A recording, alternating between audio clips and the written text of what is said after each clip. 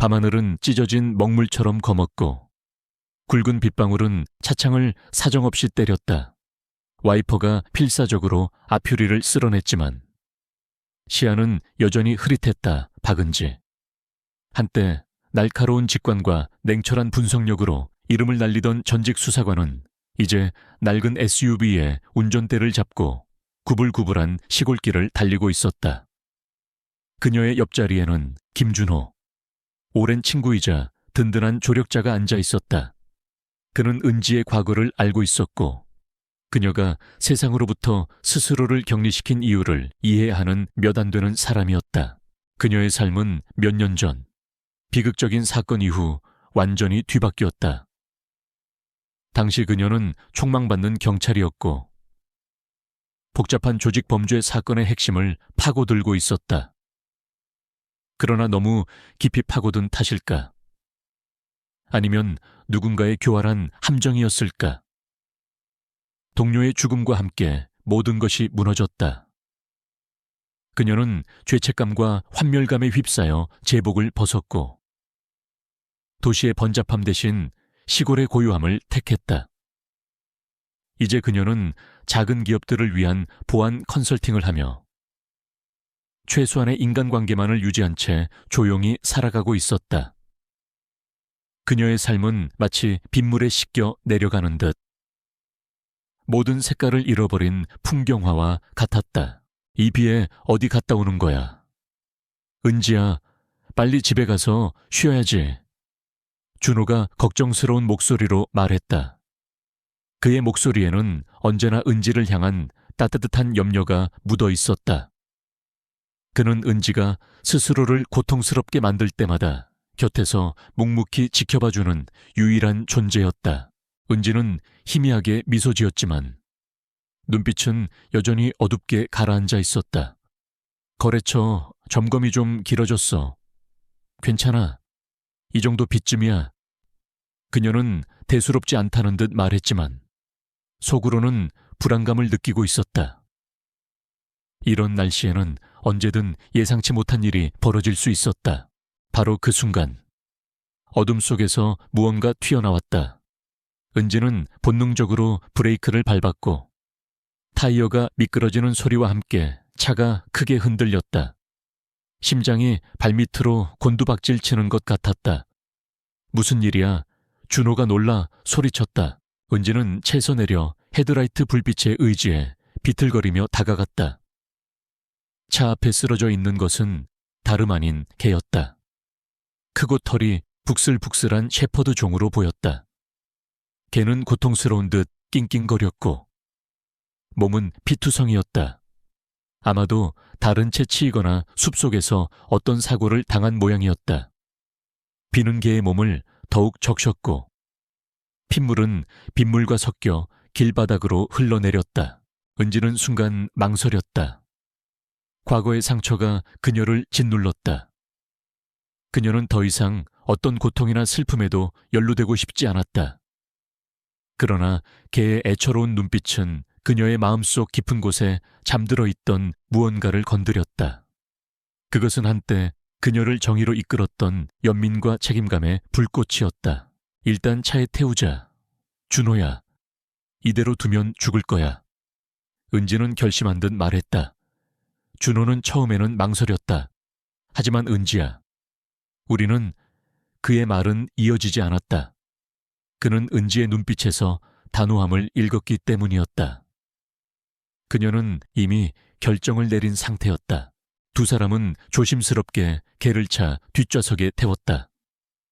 개의 몸은 생각보다 무거웠고 축축한 털에서는 흙과 피 냄새가 뒤섞여 풍겼다.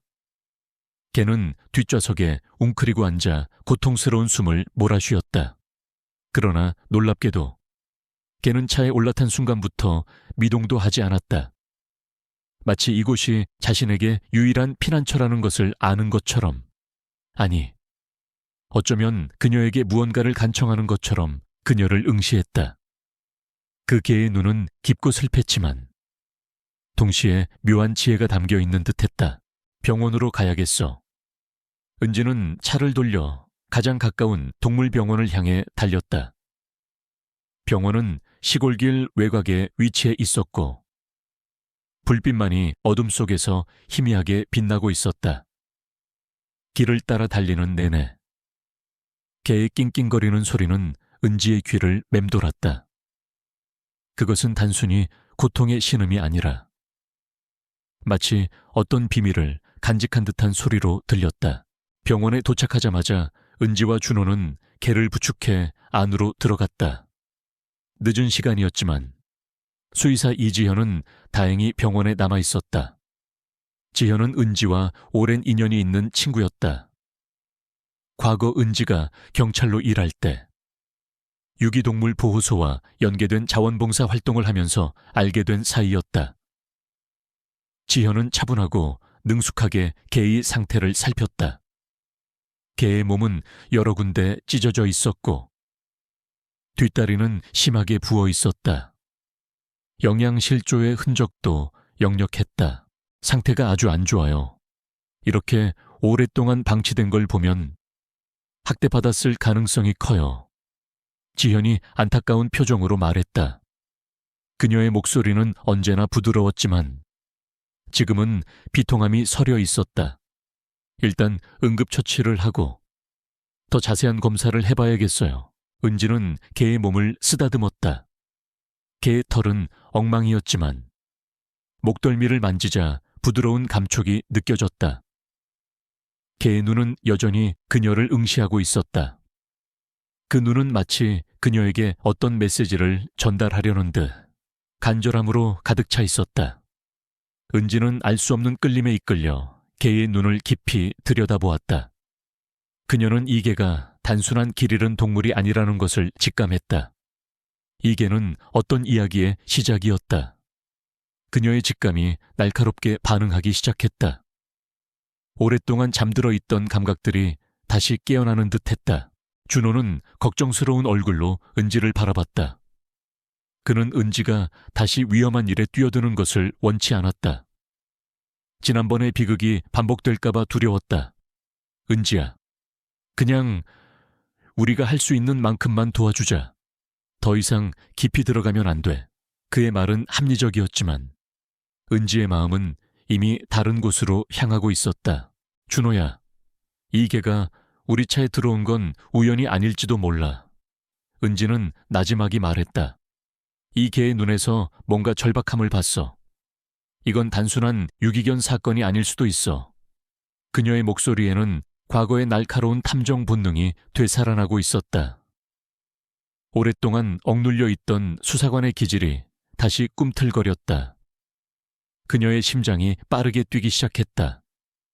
그것은 불안감이라기보다는 오히려 새로운 사건을 마주했을 때의 흥분과 기대감에 가까웠다.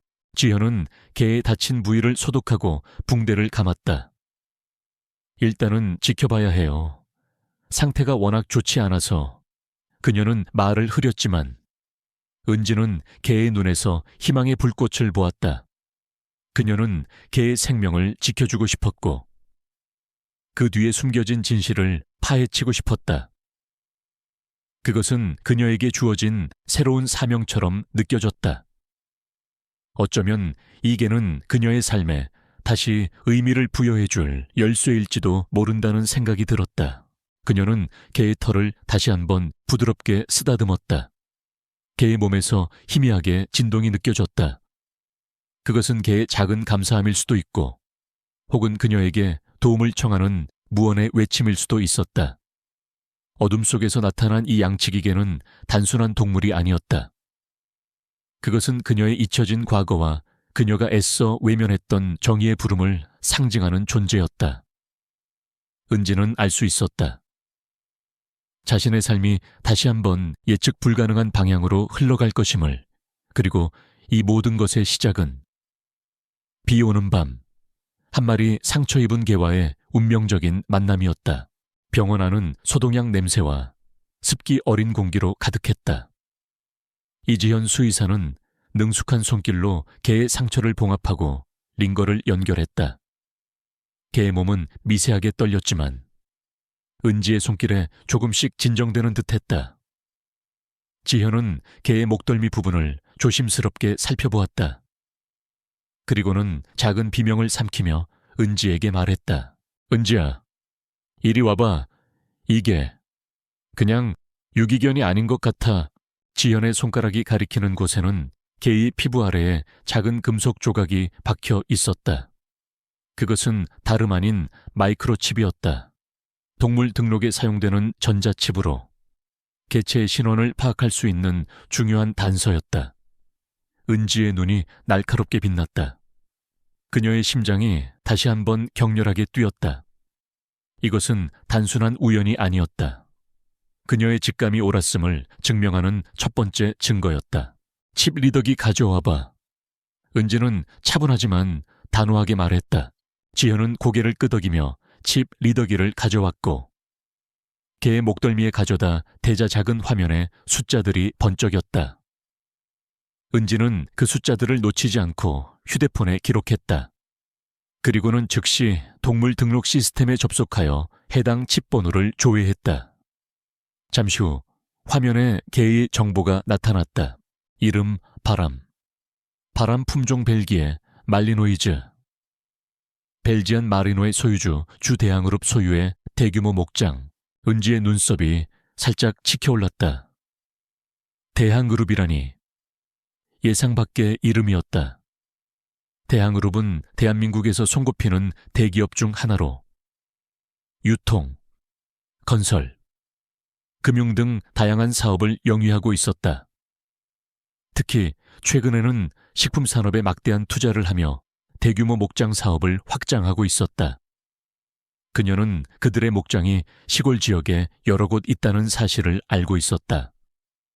그런데 대기업 소유의 목장에서 키우던 개가 이렇게 처참한 상태로 발견되었다는 것은 상식적으로 납득하기 어려운 일이었다.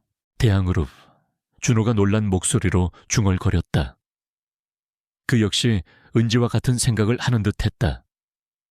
설마 대기업에서 이런 식으로 동물을 방치했을 리는 없잖아. 글쎄, 은지는 차가운 목소리로 답했다. 겉으로 보이는 것과 실제는 언제나 다르니까. 그녀의 눈빛에는 의심과 함께 결연한 의지가 담겨 있었다. 이것은 단순한 호기심이 아니었다.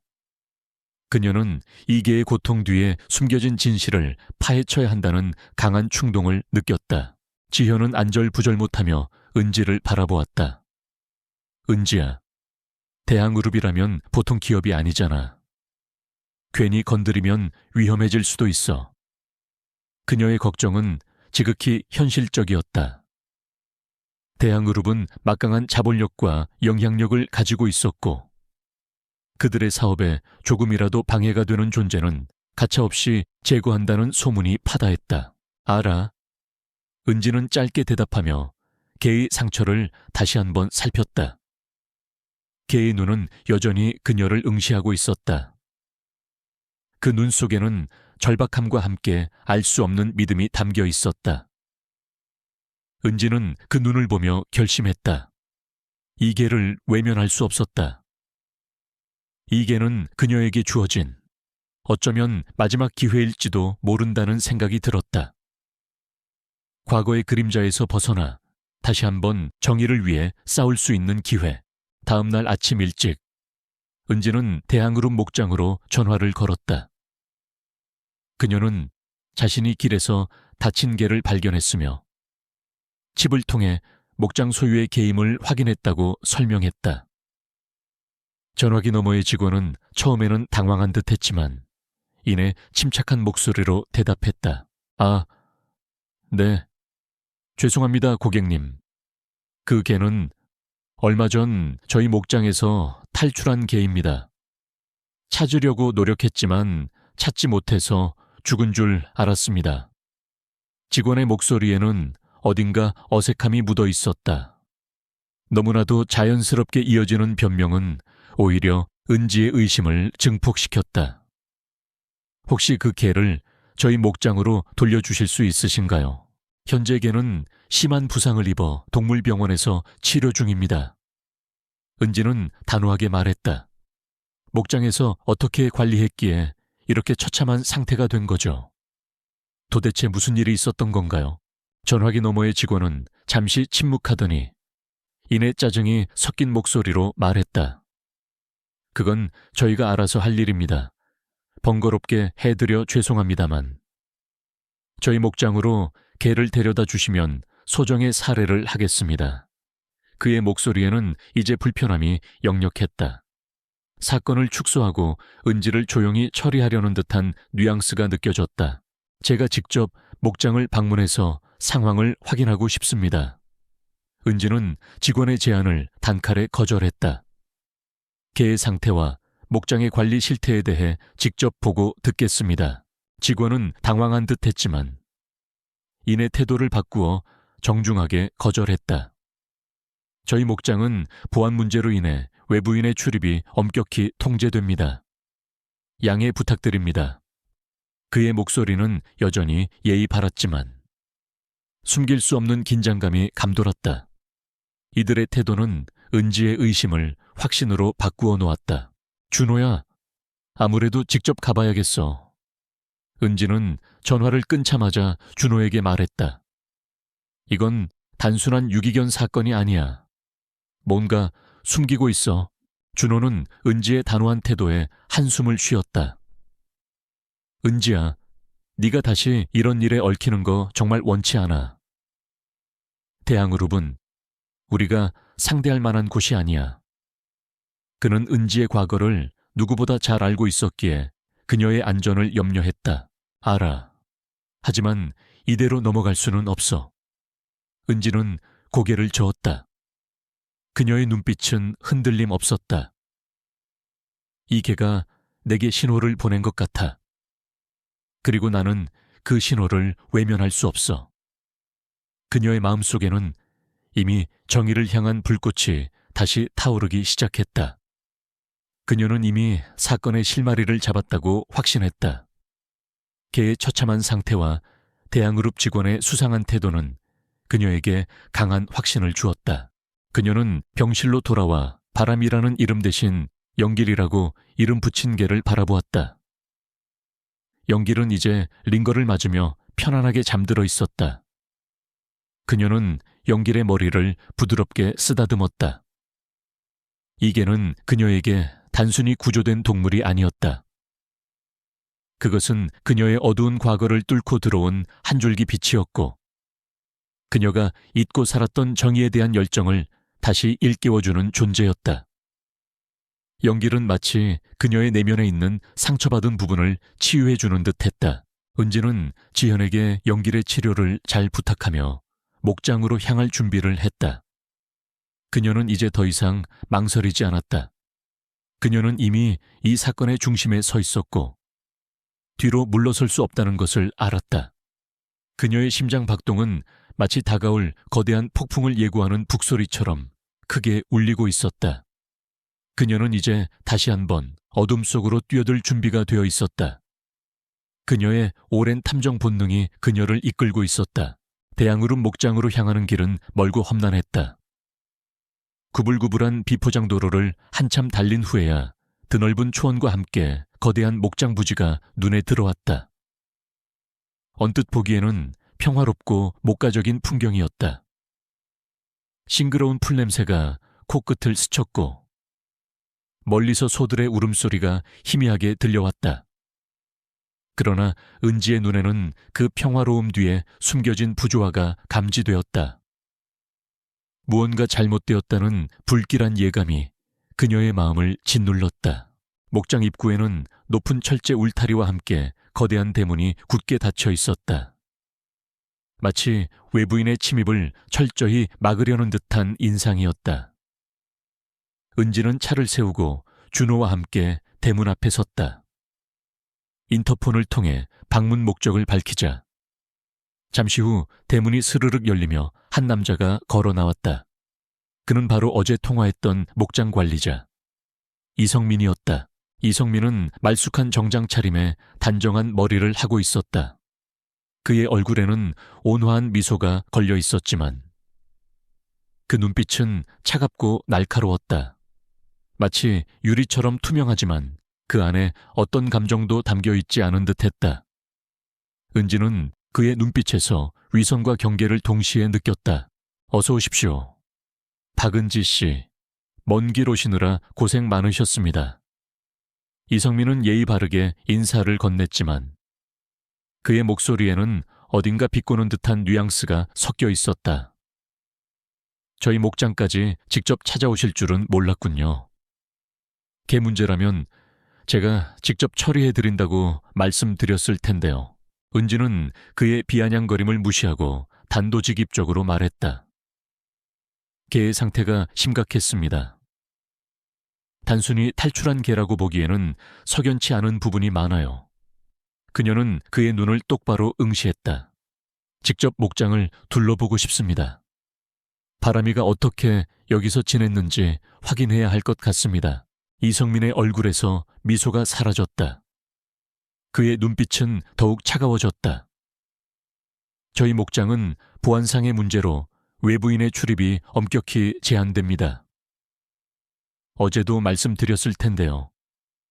그의 목소리에는 이제 노골적인 거절의 의도가 담겨 있었다. 하지만 저는 바람이의 보호자로서 이 목장의 관리 실태를 확인할 권리가 있다고 생각합니다. 은지는 물러서지 않았다. 그녀는 이미 이성민의 태도에서 그들이 무언가를 숨기고 있음을 확신했다. 그녀는 그들의 방어적인 태도 자체가 유죄의 증거라고 생각했다. 팽팽한 긴장감이 두 사람 사이에 흘렀다. 준호는 불안한 듯 은지의 팔을 살짝 잡았지만 은지는 눈 하나 깜빡하지 않았다. 그녀는 이성민의 눈빛에서 그의 감정을 읽으려 노력했다. 분노, 경계, 그리고 아주 미세한 당황스러움. 이성민은 잠시 고민하는 듯 하더니 이내 다시 미소를 지었다. 하지만 그 미소는 더욱 기만적으로 변해 있었다. 좋습니다. 특별히 박은지 씨를 위해 예외를 두도록 하죠. 하지만 제한된 구역만 둘러보실 수 있습니다. 그리고 김준호 씨는 잠시 밖에서 기다려 주시겠습니까? 저희 목장에는 귀한 동물들이 많아서요. 그의 마지막 말은 은지를 준호에게서 떼어놓으려는 의도가 명백했다. 은지는 준호를 돌아보았다. 준호의 얼굴에는 걱정이 역력했지만 은지는 고개를 살짝 젓는 것으로 괜찮다는 신호를 보냈다. 그녀는 홀로 들어가는 것이 더 많은 것을 볼 수 있는 기회가 될 것이라고 판단했다. 혼자라면 이성민이 더 방심할 수도 있었다. 알겠습니다. 은지는 단호하게 말했다. 그럼 안내해 주시죠. 목장 안으로 들어서자. 겉에서 보던 것과는 사뭇 다른 풍경이 펼쳐졌다. 거대한 사료 창고와 축사들이 줄지어 늘어서 있었고 퀴퀴한 냄새가 코를 찔렀다. 멀리서 들리던 소들의 울음소리는 이제 가까이에서 더욱 애처롭게 들렸다. 은지는 이성민을 따라 걸으면서 주변을 꼼꼼히 살폈다. 이상한 점들이 그녀의 눈에 계속해서 들어왔다. 축사들의 문은 대부분 닫혀 있었고 창문들도 검은 천으로 가려져 있었다. 마치 안을 들여다보지 못하게 하려는 듯했다. 작업복을 입은 인부들이 간간히 눈에 띄었지만 그들은 모두 은지를 피하듯 고개를 숙이거나 시선을 돌렸다. 그들의 얼굴에는 피곤함과 함께 알 수 없는 두려움이 엿보였다. 저희 목장은 최첨단 시스템으로 운영되고 있습니다. 동물들의 건강과 복지를 최우선으로 생각하고 있죠. 이성민은 설명했지만 그의 목소리에는 진정성이 느껴지지 않았다. 그는 은지를 어떤 특정한 축사로 안내하며 겉으로 보기에 깨끗하고 잘 관리된 몇몇 축사를 보여주었다. 안에는 건강해 보이는 소들이 한가롭게 풀을 뜯고 있었다. 이곳이 저희 목장의 자랑입니다. 최고의 사료와 최적의 환경에서 동물들을 사육하고 있죠. 이성민은 은지를 바라보며 여유로운 미소를 지었다. 하지만 은지는 그의 시선에서 벗어나 다른 곳으로 고개를 돌렸다. 그녀의 코는 미세한 냄새를 포착했다. 그것은 일반적인 가축의 분뇨 냄새와는 다른 희미하지만 역겨운 화학 약품 냄새였다. 그리고 그 냄새는 이성민이 보여주는 깨끗한 축사들 너머 잘 보이지 않는 곳에서 풍겨 나오는 듯했다. 바람이는 어디에서 지냈던 개였죠. 은지는 아무렇지 않은 듯 물었다. 그녀는 이성민의 반응을 살폈다. 이성민은 순간 당황한 듯했지만 이내 침착하게 대답했다. 아, 바람이는 저희 목장에서 경비견으로 훈련받던 개였습니다. 주로 저 안쪽 구역에서 지냈죠. 그는 손가락으로 목장 안쪽, 나무와 덤불로 가려진 희미한 길을 가리켰다. 그곳은 일반적인 방문객에게는 보여주지 않는 곳임이 분명했다. 그럼 그쪽도 잠시 둘러봐도 될까요? 은지는 망설임 없이 요구했다. 그녀의 심장이 빠르게 뛰었다. 그곳에 진실이 숨겨져 있을 것이라는 확신이 들었다. 이성민의 미소가 완전히 사라졌다. 그의 얼굴에는 짜증과 함께 노골적인 적대감이 드러났다. 그곳은 작업구역이라 위험합니다. 그리고 굳이 더 이상 둘러보실 필요는 없을 것 같은데요. 보시다시피 저희 목장은 아무 문제 없습니다. 그의 목소리는 이제 협박에 가까웠다. 그렇다면 더더욱 둘러봐야 할 것 같군요. 은지는 한 발짝 더 이성민에게 다가섰다. 그녀의 눈빛은 얼음처럼 차가웠지만 그 안에는 불꽃 같은 의지가 타오르고 있었다. 바람이가 왜 그렇게 심하게 다쳤는지, 여기서 무슨 일이 있었는지 반드시 알아내야겠습니다. 이성민은 더 이상 은지를 막을 수 없다는 것을 깨달은 듯 이를 악물고 손짓했다. 좋습니다. 원하신다면, 하지만 책임은 지지 않습니다. 그의 목소리에는 이제 분노가 노골적으로 담겨 있었다. 이성민은 은지를 이끌고 목장 안쪽으로 향했다. 길은 점점 더 좁아지고 풀이 우거져 있었다. 화학약품 냄새는 더욱 강해졌고 어딘가에서 들려오는 희미한 신음소리가 은지의 귀를 때렸다. 그 소리는 소의 울음소리가 아니었다. 그것은 고통받는 동물들의 비명처럼 들렸다. 마침내 그들은 낡고 허름한 축사 앞에 도착했다. 다른 축사들과 달리 이곳은 관리가 전혀 되어 있지 않은 듯했다. 철문은 녹슬어 있었고 창문은 깨져 있었다. 그리고 축사 안에서 풍겨 나오는 냄새는 역겨움 그 자체였다. 은지의 얼굴이 굳어졌다. 이곳은 경비견 훈련장이었습니다. 지금은 사용하지 않는 곳이죠. 이성민은 변명했지만 그의 목소리는 이미 떨리고 있었다. 은지는 그의 말을 무시하고 축사문을 열었다.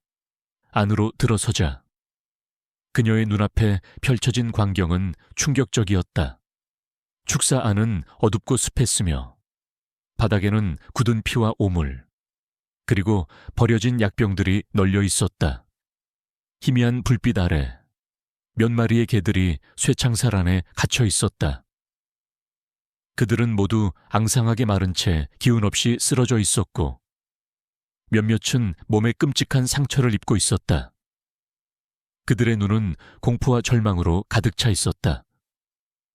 은지의 심장이 미어지는 듯했다. 이게 당신들이 말하는 최첨단 목장의 실체입니까? 은지의 목소리는 낮게 깔렸지만 그 안에는 격렬한 분노가 담겨 있었다. 그녀의 주먹이 저절로 쥐어졌다. 이성민의 얼굴은 창백하게 질려 있었다.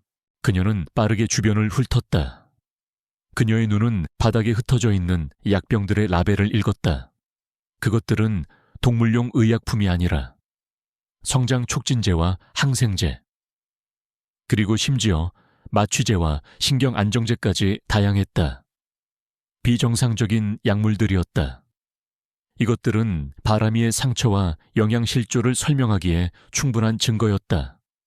그리고 이 약병들은 단순히 버려진 것이 아니라 마치 급하게 치우려다 남겨진 듯한 흔적을 보였다.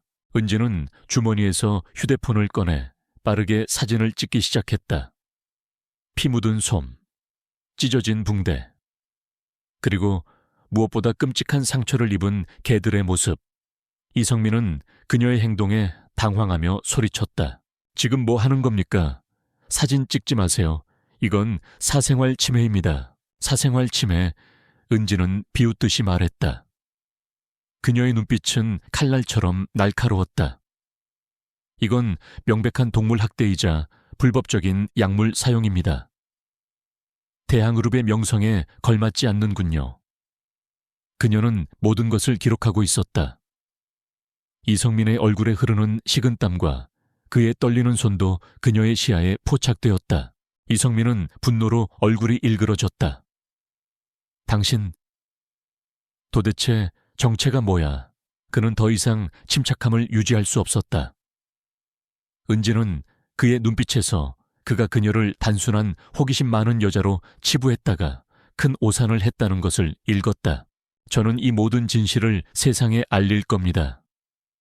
은지는 차분하지만 단호하게 선언했다. 그녀는 이미 이성민이 자신의 정체를 깨닫는 순간이 왔음을 알고 있었다. 이성민은 그녀가 단순히 우연히 개를 발견한 사람이 아니라 이 모든 진실을 파헤치려는 전문적인 수사관임을 직감했을 것이다. 그때 저 멀리서 발소리가 들려왔다. 여러 명이 이쪽으로 다가오는 소리였다. 이성민은 순간적으로 얼굴에 섬뜩한 미소를 지었다. 너무 깊이 들어오셨군요. 박은지 씨, 당신의 호기심이 결국 당신을 위험에 빠뜨릴 겁니다. 은지는 주머니에 휴대폰을 넣고 이성민을 노려봤다. 그녀는 이제 자신이 거대한 위험에 처해 있음을 직감했다. 그러나 그녀는 물러서지 않았다. 그녀의 마음속에는 이미 불타는 정의감이 가득했다. 이 참혹한 광경을 본 이상 그녀는 결코 포기할 수 없었다. 목장 깊숙한 곳, 낡은 축사 안은 썩어가는 악취와 절망으로 가득했다. 은지는 분노와 역겨움에 사로잡혔지만 그녀의 시선은 날카롭게 주변을 훑었다. 그녀는 이성민과 그를 따르는 남자들이 다가오는 발소리를 들으며 빠르게 움직였다. 그녀는 주머니에서 작은 지퍼백을 꺼내 바닥에 흩어져 있는 약병들과 혈흔이 묻은 손뭉치를 재빨리 담았다. 증거 확보가 최우선이었다. 잡아, 저 여자를 잡아. 이성민의 목소리는 분노로 갈라져 있었다. 그는 은지가 사진을 찍는 것을 보았을 때부터 이미 패배를 직감한 듯했다. 덩치 큰 남자 3명이 은지를 향해 달려들었다. 은지는 전직 수사관으로서의 본능으로 침착하게 대응했다. 그녀는 그들의 움직임을 예측하고 좁은 축사 안에서 몸을 날렵하게 피했다. 그녀는 단순히 힘으로 맞서는 대신 그들의 움직임을 역이용하여 혼란을 야기했다. 한 남자가 휘두른 주먹을 피하며 다른 남자 쪽으로 밀쳐내자 두 남자는 서로 부딪히며 휘청거렸다. 그 틈을 타 은지는 재빨리 축사 밖으로 뛰쳐나왔다. 놓치지 마. 무슨 수를 써서라도 잡아야 해. 이성민의 고함이 뒤따랐다. 은지는 목장 안쪽의 숲으로 몸을 숨겼다. 그녀는 준호에게 알릴 시간이 필요했다. 숲속은 낮에도 어두컴컴했고 엉성하게 얽힌 나뭇가지들이 앞길을 가로막았다. 그녀는 나뭇가지에 긁히고 넘어지면서도 멈추지 않고 달렸다. 숲속을 헤치고 달리는 동안 그녀의 머릿속은 빠르게 회전했다. 이성민은 대항그룹의 수많은 불법 행위 중 극히 일부를 담당하는 인물일 뿐이었다. 그의 뒤에는 훨씬 거대한 세력이 숨어 있을 터였다. 마침내 은지는 숲을 벗어나 목장 입구 근처로 돌아왔다. 준호가 차 옆에서 불안한 얼굴로 서성이고 있었다. 그가 은지를 발견하고 놀란 듯 소리쳤다. 은지야, 괜찮아. 무슨 일이야? 준호야. 빨리 이성민이 개들을 학대하고 불법 약물을 사용하고 있어. 내가 증거를 확보했어. 은지는 숨을 헐떡이며 외쳤다. 그녀는 준호에게 지퍼백에 담긴 증거물들을 보여주었다. 준호의 얼굴이 하얗게 질렸다. 이런 미친... 당장 경찰에 신고해야 해. 그때 뒤에서 이성민과 남자들이 들이닥쳤다. 이성민의 얼굴은 분노와 광기로 일그러져 있었다. 어딜 도망가. 이제 너희 둘 다 여기서 못 나간다. 남자들은 은지와 준호를 애워쌌다. 준호는 은지를 보호하듯 앞을 막아섰지만 역부족이었다. 그들의 숫자는 많았고 이성민은 더욱 교활했다. 이성민은 피식 웃으며 손짓했고 남자들은 은지와 준호에게 달려들었다. 난투극이 벌어졌다. 준호는 필사적으로 은지를 보호하며 맞섰지만 수적으로 열세였다. 은지는 순간적으로 자신의 과거를 떠올렸다. 경찰 시절 수많은 범죄자들과 맞서 싸웠던 기억들. 그녀의 몸은 본능적으로 반응했다. 그녀는 상대의 약점을 파고들고 빈틈을 노려 공격했다. 그녀의 움직임은 빠르고 정확했다. 그녀는 상대의 급소를 노려 공격하며 자신과 준호에게 탈출구를 만들었다. 그러나 이성민은 만만한 상대가 아니었다. 그는 은지의 어깨를 붙잡고 거세게 밀쳤다. 은지는 바닥에 쓰러지면서 지퍼백에 담겨있던 증거물들을 놓치고 말았다. 이성민은 그것을 놓치지 않고 발로 밟아 터뜨렸다. 약병들은 깨지고 손뭉치들은 진흙탕에 나뒹굴었다. 이런 쓸모없는 것들, 감히 내 사업을 방해해. 이성민은 광기 어린 눈으로 은지를 노려봤다.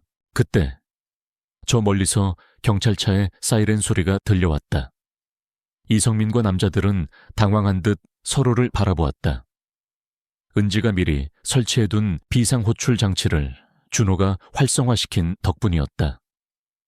준호는 은지의 지시에 따라 몰래 위치 추적 장치를 활성화시켜 두었던 것이다. 이성민은 분에 못 이겨 바닥을 발로 구르더니 남자들에게 소리쳤다. 젠장, 일단 튀어. 나중에 다시 처리하면 돼. 그들은 흩어져 목장 안쪽으로 도주했다. 경찰차 2대가 요란한 소리를 내며 목장 입구로 들어섰다. 은지와 준호는 온몸이 흙투성이가 된 채 경찰을 맞았다. 경찰은 은지의 설명을 듣고 목장 안으로 진입했다. 그러나 이성민과 그의 일당은 이미 사라진 뒤였다. 축사 안에 참혹한 광경은 여전히 남아있었지만 이성민은 이미 중요한 증거들을 인멸한 상태였다. 그는 깨진 약병 조각들과 핏자국들을 흙으로 덮어버리려 했지만 은지는 이미 사진으로 모든 것을 기록해 두었다. 경찰은 현장 조사를 시작했고 은지는 자신이 찍은 사진들을 증거로 제출했다. 사진 속에는 끔찍하게 학대당한 개들의 모습과 바닥에 흩어진 약병들이 고스란히 담겨 있었다. 경찰은 증거들을 토대로 이성민을 비롯한 관련자들을 수배하기 시작했다. 그러나 이성민은 이미 대항그룹이라는 거대한 조직의 비호를 받고 있었다. 경찰의 수사는 쉽지 않았다.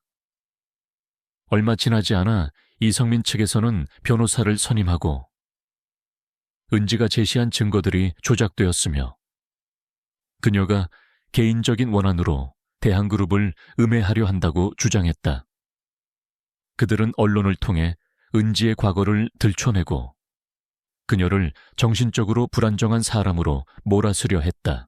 정신적으로 불안정하다고 그들이 오히려 악마들이야. 준호는 분노를 참지 못하고 소리쳤다. 그는 은지가 겪는 모든 고통을 함께 나누고 있었다. 은지는 준호의 손을 잡고 침착하게 말했다. 준호야, 흥분하지 마. 그들은 우리가 흥분하고 이성을 잃기를 바랄 거야. 그래야 그들의 거짓말이 먹혀들 테니까. 그녀의 목소리는 차분했지만 눈빛은 강철처럼 단단했다. 이건 시작에 불과해. 이제 진짜 싸움이 시작될 거야. 그녀는 영길이 있는 동물병원으로 돌아왔다.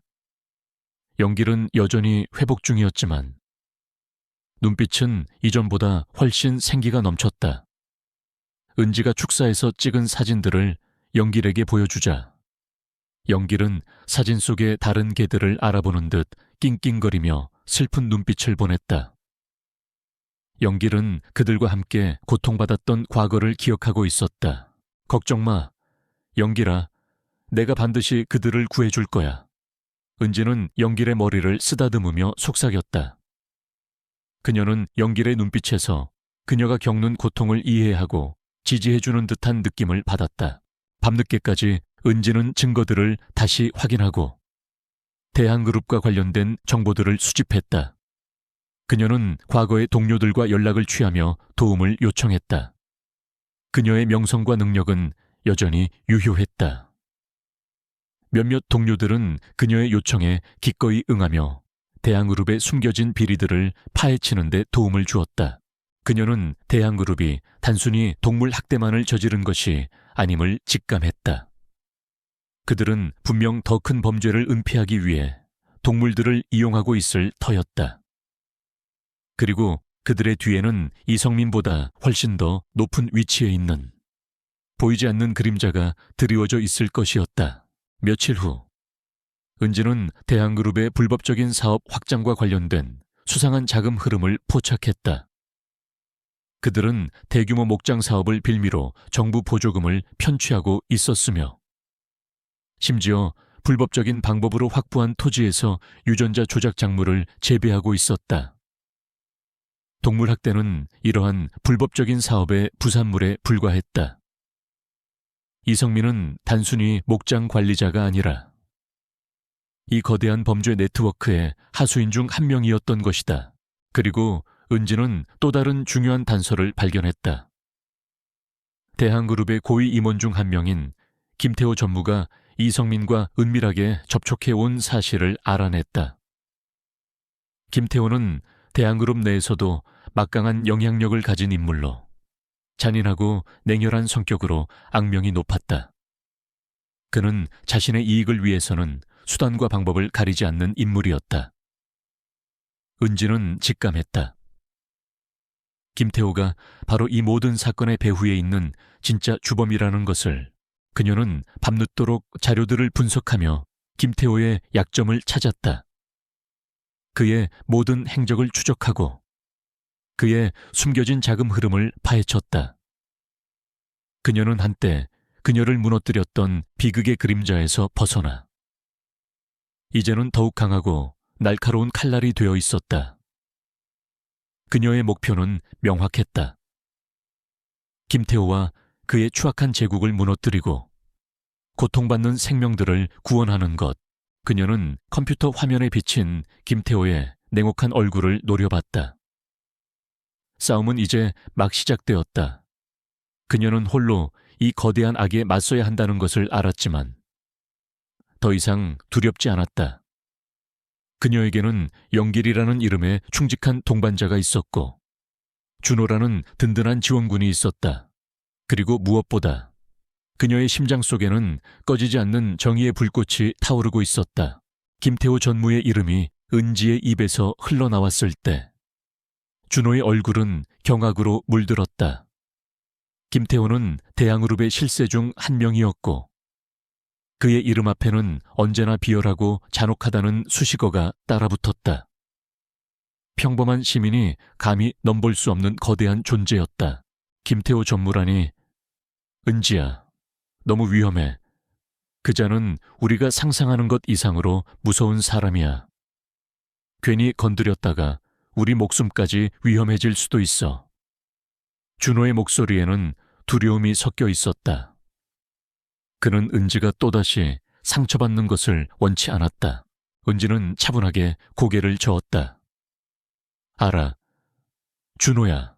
하지만 이미 너무 늦었어. 이성민은 김태호의 꼬리에 불과해. 진짜 몸통을 잡아야 이 지옥 같은 학대를 멈출 수 있어.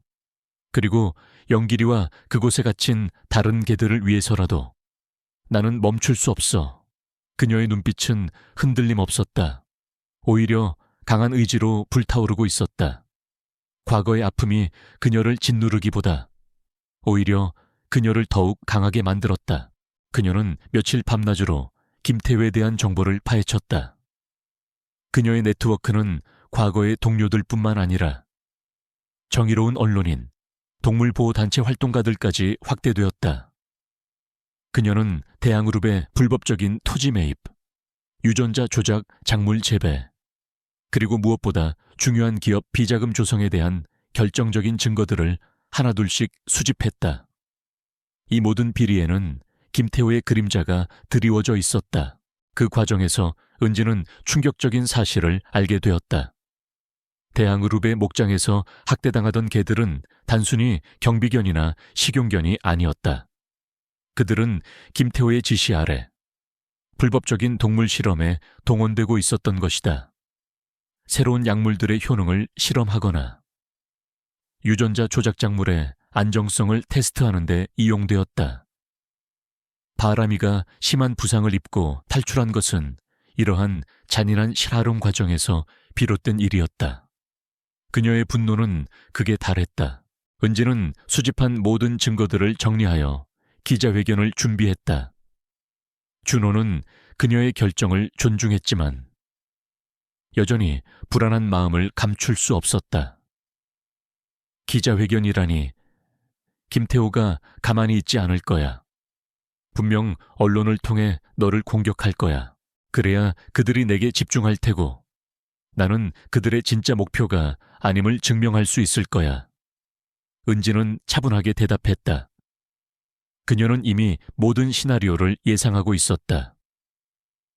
그녀는 김태호가 자신을 조작범이나 정신 이상자로 몰았을 것이라는 것을 알고 있었다. 하지만 그녀에게는 진실이라는 강력한 무기가 있었다. 기자회견 당일, 기자회견장은 예상대로 발 디딜 틈이 없었다. 대항그룹의 비리 의혹은 이미 언론의 뜨거운 감자였다. 수많은 카메라 플래시가 터지고 기자들의 질문이 빗발쳤다. 은지는 단상에 올라섰다. 그녀의 옆에는 준호가 든든하게 서 있었고 그녀의 발밑에는 영길이가 조용히 앉아 있었다. 영길이는 이제 거의 회복되어 윤기 나는 털을 뽐냈지만 아직도 그의 눈빛에는 과거의 상처가 희미하게 남아 있었다. 안녕하십니까? 저는 박은지입니다. 은지의 목소리는 작았지만 또렷하고 단호했다. 저는 오늘 대항그룹이 저지르고 있는 참혹한 비리들을 고발하기 위해 이 자리에 섰습니다. 기자들은 웅성거렸다. 은지는 침착하게 자신이 수집한 증거들을 제시하기 시작했다. 목장 안에서 찍은 학대당한 개들의 사진, 불법 약물들의 분석 결과, 그리고 대항그룹의 수상한 자금 흐름에 대한 상세한 자료들. 그녀는 모든 것을 논리적이고 명확하게 설명했다. 특히 영길이의 칩 정보를 공개하며 그가 대항그룹 목장 소유의 개였다는 것을 강조했다. 이 영길이라는 이름의 개는 대항그룹 목장에서 불법 동물 실험에 이용되다 가까스로 탈출한 생명입니다. 은지는 영길이를 쓰다듬으며 말했다. 영길이는 마치 자신의 이야기를 이해하는 듯 은지의 손에 얼굴을 비볐다. 이 개의 고통은 대항그룹이 저지른 추악한 범죄의 빙산의 일각에 불과합니다. 그들은 동물을 학대하여 비자금을 조성하고 불법적인 방법으로 이득을 취했습니다. 이 모든 불법 행위의 배후에는 대항그룹의 김태호 전무가 있습니다. 기자회견장은 술렁였다. 김태호의 이름이 언급되자 기자들은 더욱 격렬하게 질문을 쏟아냈다. 박은지 씨, 그 모든 증거가 사실이라는 것을 어떻게 증명하시겠습니까? 대항그룹 측에서는 이 모든 것이 당신의 개인적인 원한으로 인한 조작이라고 주장하고 있습니다. 한 기자가 날카롭게 질문했다. 은지는 잠시 침묵하더니 깊은 숨을 내쉬었다. 저는 과거 경찰 수사관으로 근무했습니다. 그리고 제 모든 경력을 걸고 말씀드립니다. 이 모든 증거는 진실입니다. 그녀는 흔들리지 않는 눈빛으로 기자들을 바라봤다. 만약 제가 틀렸다면 그 대가를 기꺼이 치르겠습니다. 하지만 만약 제가 옳다면 대항그룹은 이 모든 죄에 대한 책임을 져야 할 것입니다. 그 순간 기자회견장 문이 활짝 열리며 대항그룹의 변호사들과 언론 담당자들이 들이닥쳤다. 그들의 얼굴에는 오만함과 조롱이 가득했다. 그들은 은지의 말을 조작이라며 폄하했고 그녀를 향해 비난을 퍼부었다. 박은지 씨, 당신은 대항그룹의 명예를 훼손하고 있습니다. 당신이 제시하는 모든 증거는 조작된 것이며 당신은 정신적으로 불안정한 상태입니다. 우리는 당신을 명예훼손으로 고소할 것입니다. 대항그룹 변호사의 목소리가 울려 퍼졌다. 은지는 싸늘한 미소를 지었다. 그녀는 이미 이들의 반응을 예상하고 있었다. 제가 정신적으로 불안정하다고요. 그렇다면 제가 제출할 또 다른 증거들은 어떻게 설명하실 건가요? 그녀는 노트북을 열고 화면을 기자들에게 보여주었다. 화면에는 김태호 전무가 이성민과 은밀하게 만나는 장면이 담긴 CCTV 영상과 그들이 나눈 통화 기록 파일이 재생되고 있었다. 그리고 마지막으로 김태호가 불법 자금을 세탁하는 과정이 담긴 대항그룹 내부 회계 자료가 펼쳐졌다. 이 모든 증거는 그녀의 오랜 동료들이 목숨을 걸고 확보한 것이었다. 기자회견장은 다시 한번 충격에 휩싸였다. 대항그룹 변호사들의 얼굴은 당황과 공포로 물들었다. 그들은 더 이상 은지를 막을 수 없다는 것을 깨달은 듯 서로를 바라보며 어쩔 줄 몰라 했다. 이것이 제가 가진 증거의 일부입니다. 이 외에도 제가 확보한 자료들은 셀 수 없이 많습니다. 은지는 단호하게 말했다. 대항그룹은 더 이상 진실을 은폐할 수 없을 것입니다. 김태호 전무는 자신의 죄에 대한 대가를 치러야 할 것입니다. 이성민과 김태호는 은지가 단순히 동물 학대만을 파헤칠 것이라고 생각했을 것이다. 그러나 은지는 그들의 예상을 뛰어넘어 대항그룹 전체를 뒤흔들 수 있는 거대한 비리를 폭로했다. 그녀의 용기와 치밀함은 그들의 오만함을 산산조각 내기에 충분했다. 기자회견은 폭발적인 반응을 불러일으켰다. 은지의 폭로는 전국을 뒤흔들었고 대항그룹은 순식간에 여론의 문매를 맞았다. 검찰과 경찰은 즉시 대항그룹에 대한 전면적인 수사에 착수했다. 김태호 전무는 물론 대항그룹의 여러 고위 임원들이 줄줄이 소환되었다. 이성민은 은지에게 복수하기 위해 그녀의 뒤를 쫓고 있었다. 그는 자신의 모든 것을 잃게 만든 은지를 용서할 수 없었다. 은지는 이성민의 위협을 알고 있었지만 두려워하지 않았다. 오히려 그녀는 이성민이 자신을 추격하는 것을 이용하여 김태호에게 더 큰 압박을 가할 계획을 세웠다. 그녀의 전화벨이 울렸다. 발신자는 다름 아닌 이성민이었다. 그의 목소리는 증오와 광기로 가득 차 있었다. 박은지 내년 때문에 내 모든 것이 망가졌어. 내가 너를 그냥 두지 않을 거야. 어디 한번 네 잘난 정의를 지켜보라고. 은지는 냉정하게 대답했다. 네가 나를 쫓는 동안 김태호는 너를 버릴 거야. 너는 그저 이용당한 도구일 뿐이야. 진실을 말하고 속죄할 기회를 줄 때 잡는 게 좋을 거야. 이성민은 더 이상 대꾸하지 않고 전화를 끊었다. 은지는 그의 분노와 함께 불안감을 느꼈다. 그러나 그녀는 물러서지 않았다. 그녀는 김태호가 이성민을 버리려 할 것이라는 사실을 확신했다.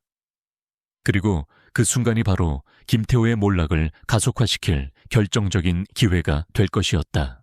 대항그룹을 향한 여론의 분노는 들불처럼 번져나갔다. 은지의 폭로는 거대한 파장을 일으켰고 검찰은 더 이상 수사를 미룰 수 없었다. 김태호 전무를 비롯한 대항그룹 고위 임원들에 대한 강도 높은 조사가 시작되었다. 하지만 김태호는 예상대로 강력한 법률팀을 동원해 모든 혐의를 부인했고 증거들을 조작하려 애썼다. 그는 자신의 손에 피 한 방울 묻히지 않고 모든 책임을 이성민에게 떠넘기려 했다. 이성민은 그저 저희 목장의 관리자였습니다. 그가 개인적인 욕심으로 저지른 일에 대한그룹은 전혀 관여한 바 없습니다. 김태호의 변호사는 언론을 통해 뻔뻔하게 발표했다. 이성민은 은지의 경고를 흘려들었다. 그는 김태호가 자신을 보호해 줄 것이라고 믿었지만 그의 믿음은 산산조각 나기 시작했다. 김태호는 이성민을 희생양 삼아 자신의 죄를 덮으려 했고 이성민은 순식간에 토사구팽당할 위기에 처했다. 배신감과 절망감에 휩싸인 이성민은 숨통을 조여오는 수사의 압박을 견디지 못하고 점점 더 광폭해졌다. 은지는 이성민이 궁지에 몰릴수록 더욱 위험해질 것이라는 것을 알고 있었다. 그러나 그녀는 이성민의 분노를 역이용할 계획을 세웠다. 그녀는 이성민이 김태호에게 버림받았다는 것을 확실히 깨닫게 하고 그가 김태호의 진짜 비리를 폭로하도록 유도해야 했다. 어느 날 밤, 은지의 집 앞에 낯선 차가 멈춰 섰다. 차창이 스르륵 내려가자 이성민의 얼굴이 드러났다. 그의 얼굴은 피곤함과 광기로 일그러져 있었고 눈은 충혈되어 있었다. 그는 은지에게 손짓하며 차에 타라고 했다. 무슨 꿍꿍이야. 은지는 경계심을 늦추지 않았다. 그녀는 이미 이성민이 자신을 해치려 할 것이라고 예상하고 있었다. 할 말이 있어서 왔어. 김태호, 그 개자식이 날 버렸어. 나는 이제 아무것도 잃을 게 없어. 그러니까 너도 조심하는 게 좋을 거야. 이성민의 목소리에는 증오와 함께 비참함이 섞여 있었다. 그는 더 이상 이성적인 판단을 할 수 없는 상태였다.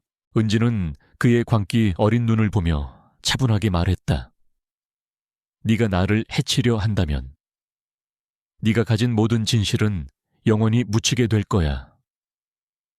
김태호는 그걸 바랄 테고 네가 진정으로 김태호를 무너뜨리고 싶다면 내게 협조해. 이성민의 눈빛이 흔들렸다. 그는 잠시 망설이더니 결국 은지에게 김태호의 또 다른 숨겨진 비리를 털어놓기 시작했다. 그는 김태호가 정부 고위 관계자들과 결탁하여 거액의 비자금을 해외로 빼돌리고 있었으며 그 자금이 불법적인 무기거래에 사용되었다는 충격적인 사실을 폭로했다. 동물 학대와 불법 토지 매입은 그들의 거대한 범죄 시스템을 은폐하기 위한 미끼에 불과했던 것이다. 은지는 그의 진술을 모두 녹음하고 그가 제시한 증거들을 확보했다. 이성민은 더 이상 숨길 것이 없다는 듯 모든 것을 털어놓았다. 그의 얼굴에는 오랜 짐을 내려놓은 듯한 미약한 안도감이 스쳤지만 여전히 깊은 절망감이 드리워져 있었다. 자수해. 이성민, 그게 네가 살 길이야. 은지는 진심으로 충고했다. 이성민은 비웃듯이 웃었다. 내가 자수하면 뭐해.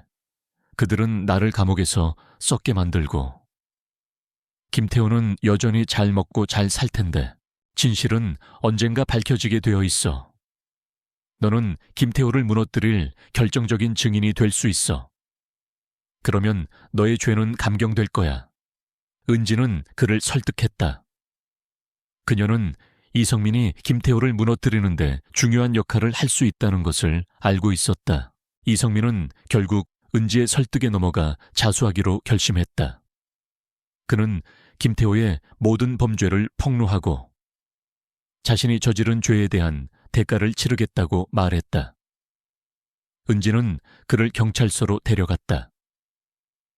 이성민의 자백은 김태호의 몰락을 알리는 결정적인 신호탄이었다. 뉴스에서는 연일 대한그룹의 비리에 대한 속보가 쏟아져 나왔다.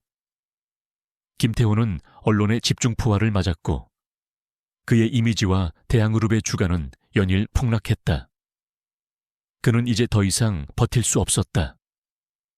검찰은 이성민의 자백과 은지가 확보한 결정적인 증거들을 토대로 김태호를 긴급 체포했다. 김태호가 체포되던 날, 은지는 영길이와 함께 TV를 보고 있었다.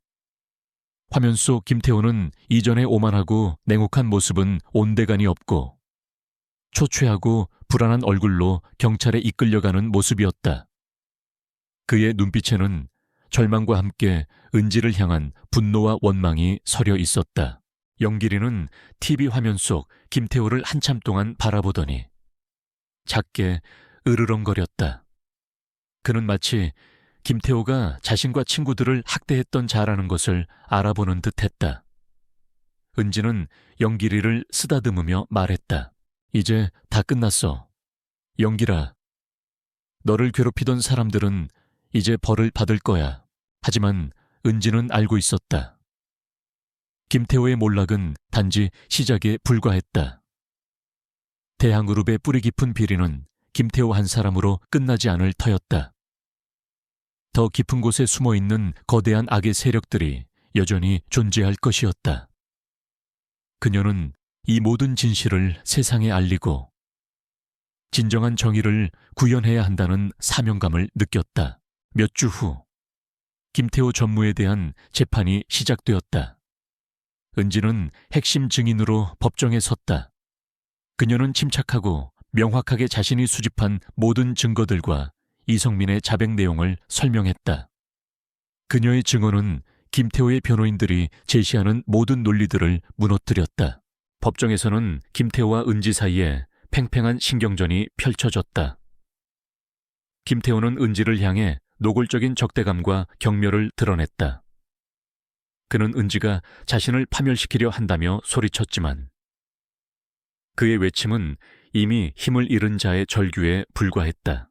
최종 변론에서 은지는 영길이의 사진을 들어보이며 말했다. 이계의 고통은 인간의 탐욕과 오만이 빚어낸 결과입니다. 동물들은 말을 할 수 없지만 그들의 상처와 고통은 우리에게 진실을 말해주고 있습니다. 대항그룹의 김태호 전무는 자신의 이익을 위해 무고한 생명들을 학대하고 국민들을 기만했습니다. 저는 그가 자신의 죄에 대한 합당한 대가를 치르기를 바랍니다.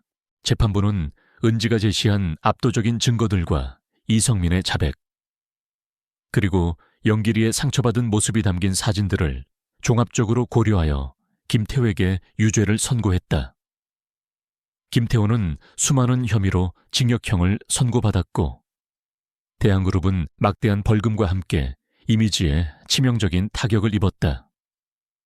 그의 몰락은 대항그룹에게 거대한 파장을 일으켰다. 이성민 역시 자신의 죄에 대한 처벌을 받았지만 김태호를 무너뜨리는 데 결정적인 역할을 한 점이 참작되어 형량이 감경되었다. 그는 감옥에서 속죄의 시간을 보내게 되었다. 법정 밖으로 나온 은지는 수많은 기자들에게 둘러싸였다. 플래시 세례가 쏟아졌고 그녀의 이름은 연신 불렸다.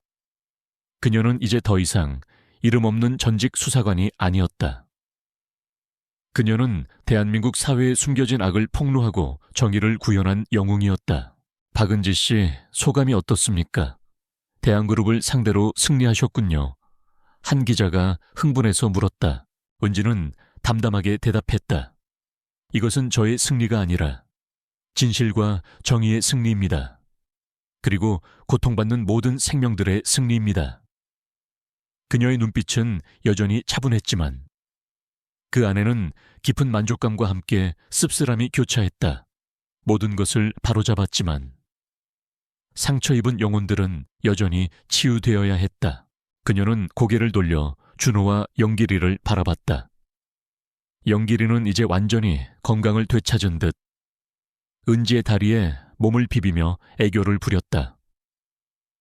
준호는 따뜻한 미소로 은지를 바라봤다. 그들의 눈빛 속에서 은지는 진정한 평화와 행복을 느꼈다. 그러나 그녀는 알고 있었다. 이 승리는 또 다른 시작일 뿐이라는 것을. 세상에는 여전히 어둠 속에 숨어있는 수많은 부조리들이 존재했다. 하지만 그녀는 더 이상 혼자가 아니었다. 그녀에게는 영길이라는 충직한 동반자가 있었고 준호라는 든든한 조력자가 있었다. 그리고 무엇보다 그녀의 심장 속에는 꺼지지 않는 정의의 불꽃이 다시 한번 타오르고 있었다. 그녀는 이제 자신의 길을 명확히 알았다. 그것은 어둠 속에서 빛을 찾아 헤매는 이들을 위한 길이었다. 밤하늘을 검게 물들였던 먹구름은 온데간데 없이 사라지고 드넓은 하늘은 맑고 푸른빛을 띠고 있었다. 햇살은 희미하게 남아있던 어둠의 잔재를 씻어내듯 작은 언덕의 모든 구석구석을 환하게 비추었다. 박은지는 영길이와 함께 산책을 즐기던 작은 언덕 위에 서 있었다. 부드러운 바람이 스쳐 지나가며 풀잎과 나무들의 싱그러운 향기를 실어 날랐다. 그녀의 옆에는 영길이가 힘찬 발걸음으로 뛰어다니며 생동감 넘치는 모습을 보여주었다. 윤기나는 털은 건강함을 증명했고 깊은 눈빛 속에는 더 이상 두려움이나 고통의 흔적이 남아있지 않았다. 영길이는 그 자체로 부활의 상징이자 마침내 이루어진 정의의 증거였다.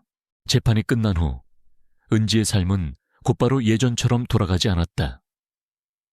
대항그룹 사건은 그녀를 대중의 인물로 만들었고 용기와 끈기의 상징으로 자리매김하게 했다. 수많은 텔레비전 채널에서 그녀를 인터뷰에 초청했고 신문들은 그녀의 이야기를 듣고 싶어 했다. 경찰 내부에서도 더 높은 직위와 권한을 가진 자리로 돌아오라는 제안이 쇄도했다. 많은 동물보호단체나 시민단체에서는 그녀에게 자문위원이 되어달라거나 심지어는 지도자가 되어달라는 요청까지 해왔다. 자, 박은지 씨, 이제 어떻게 할 건가요? 김준호가 그녀와 함께 익숙한 낡은 나무 의자에 앉으며 물었다. 그는 따뜻한 커피 2잔을 가져왔고 그 온기는 쌀쌀한 아침 공기를 조금이나마 녹여주었다. 그녀의 든든한 동반자이자 오랜 친구인 준호는 그녀와 함께 긴장된 수사 과정부터 극적인 재판까지 모든 시련을 함께 겪었다. 그는 그녀가 과거의 상처투성이었던 은둔자에서 악에 굴하지 않는 강인한 전사로 다시 태어나는 모습을 지켜보았다. 은지는 커피를 한 모금 마셨다. 쌉쌀한 맛이 입안 가득 퍼졌다. 나 경찰로 돌아가지는 않을 거야. 준호는 놀라지 않았다. 그는 그녀가 화려함이나 권력을 좋아하는 사람이 아니라는 것을 알고 있었다. 그럼 뭘 할 건데? 거대 기업을 무너뜨렸잖아. 이제 전국이 당신 이름을 알아. 은지는 미소를 지었다. 그 미소에는 안도감과 평온함이 담겨 있었다. 보안 컨설팅 일은 계속할 거야. 하지만 아마 동물보호 분야나 권력 남용에 맞서는 일까지 확장하게 될 것 같아. 그녀는 나비를 쫓아 신나게 뛰어다니는 영길이를 바라보았다. 영길이와 같은 비극이 다시는 반복되지 않도록 할 거야. 대항그룹 사건은 은지와 대중이 예상했던 것보다 훨씬 더 많은 진실을 드러냈다.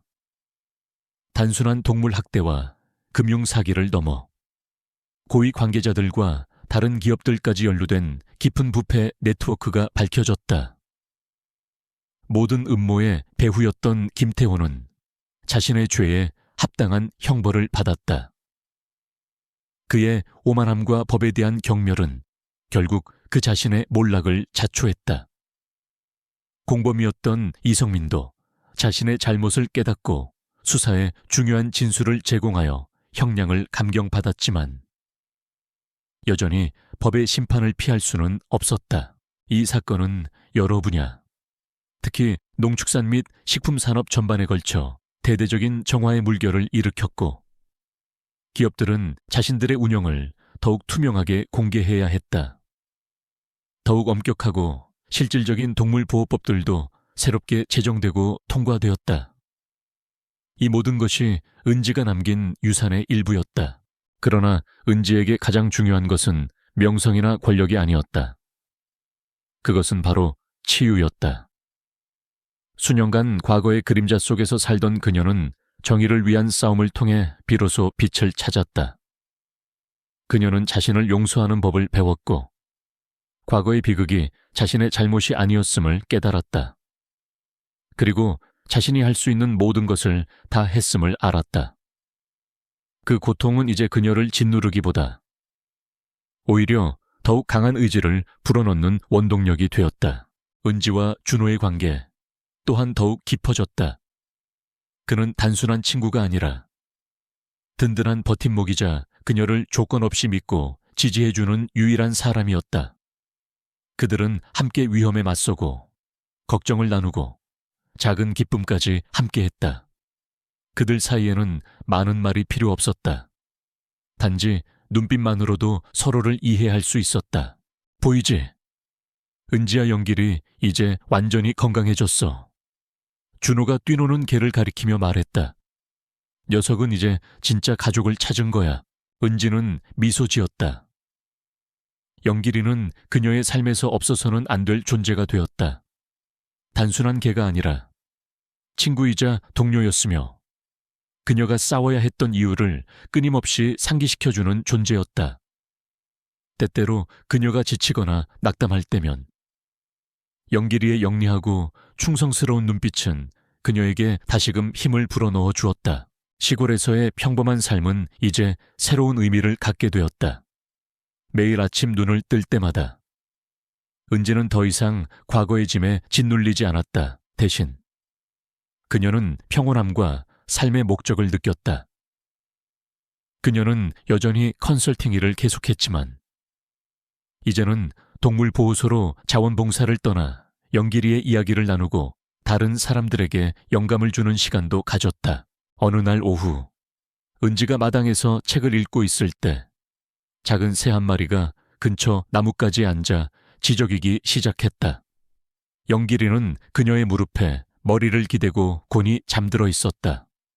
은지는 조용히 미소 지었다. 삶이 언제나 완벽할 수는 없었지만 그녀는 소박한 것들 속에서 평화를 찾았다. 그녀는 가장 강력한 세력에 맞서 싸울지라도 용기와 정의에 대한 믿음을 가진 평범하지만 강인한 한 여성이 변화를 만들어낼 수 있음을 증명했다. 부상당한 양치기 개가 연인의 채 몰래 들어와 떠나려 하지 않았던 이야기는 결국 모두를 울게 만든 진실을 드러냈다. 그것은 인간이 동물에게 가할 수 있는 잔인함뿐만 아니라 연민과 끈기의 힘에 대한 이야기였다. 가장 어두운 순간에도 희망과 정의의 빛은 항상 그 길을 찾을 것이며 종종 옳은 일을 위해 일어서는 용감한 개인들 덕분에 빛을 발한다는 증거였다. 박은지는 슈퍼히어로가 아니었다. 그녀는 단지 불의를 외면하지 않기로 선택한 한 여성이었고 바로 그 선택이 그녀를 살아있는 전설로 만들었다.